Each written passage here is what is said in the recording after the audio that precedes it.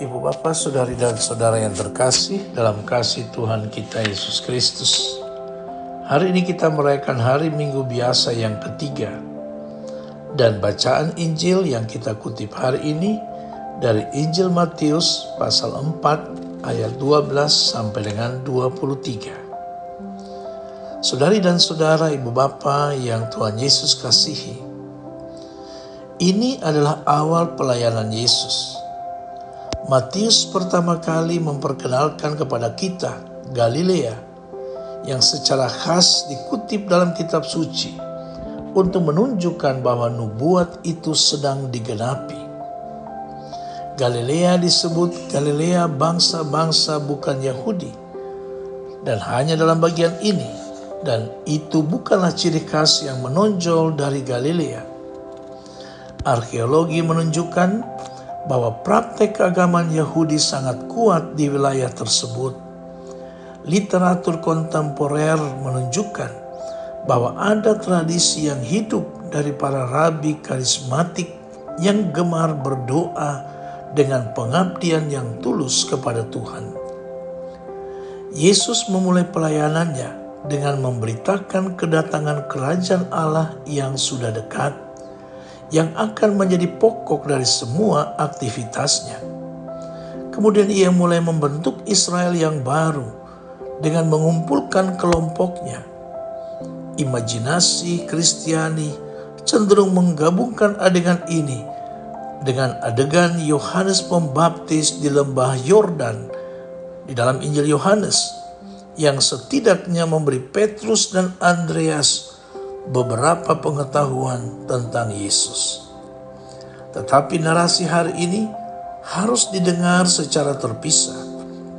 Dan faktor yang mencengangkan adalah bahwa ini adalah pertama kalinya atau setidaknya putra-putra Zebedeus melihat Yesus.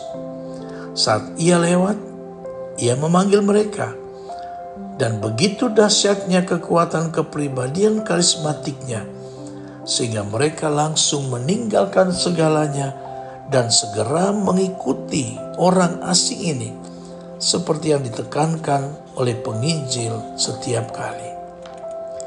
Ibu Bapak, Saudari dan Saudara yang terkasih dalam kasih Tuhan kita Yesus Kristus, penginjil melihat nubuat Nabi Yesaya terungkap dalam diri Kristus, penyelamat.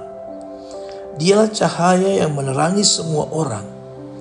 Dalam Dia terwujudlah keselamatan sejati yang telah berabad-abad lamanya dipersiapkan dalam sejarah suatu bangsa. Dalam Injil hari ini, Yesus mulai dengan semacam propaganda. Ia memanggil dua orang bersaudara, Yakobus dan Yohanes, untuk berperan dalam kerajaan Allah. Sejak saat itu, Yesus mulai menyampaikan amanatnya, bertobatlah, sebab kerajaan surga sudah dekat. Yesus datang dengan suatu seruan yang sangat menarik, ikutilah aku. Itu berarti, tinggalkanlah segala-galanya, dan hanya ada satu yang terpenting, yaitu Kristus dan perutusannya. Sekarang ini hanya ada satu pilihan, mengikuti Sang Sabda kemana saja ia pergi. Mulai saat ini, Kristuslah yang menjadi nomor satu. Saudari dan saudara yang terkasih dalam kasih Tuhan kita Yesus Kristus, seruan Yesus untuk mengarahkan diri pada Allah tidak hanya berlaku bagi satu orang, maka warta yang diserukan Yesus harus pula berkembang, terus diwartakan.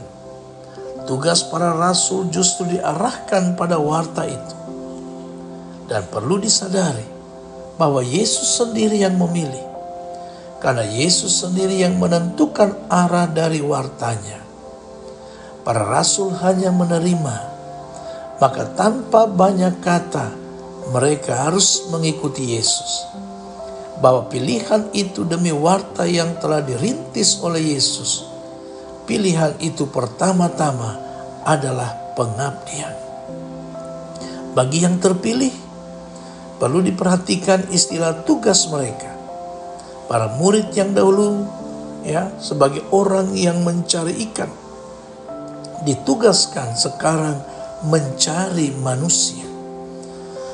Istilah ini memang aneh kedengarannya, tetapi yang mau ditekankan bahwa panggilan mereka bukan panggilan yang melampaui kemampuan para murid.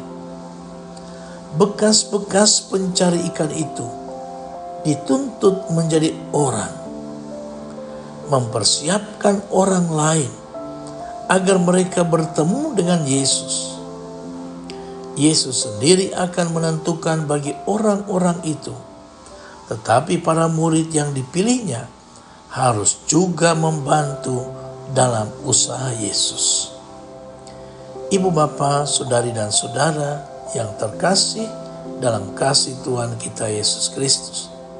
Akhirnya, para murid Yesus juga bertanggung jawab akan warta yang telah dimulai oleh Yesus sendiri. Anda adalah murid Yesus yang dipilih, maka Anda pun bertanggung jawab akan warta yang telah dimulai oleh Yesus sendiri. Amin.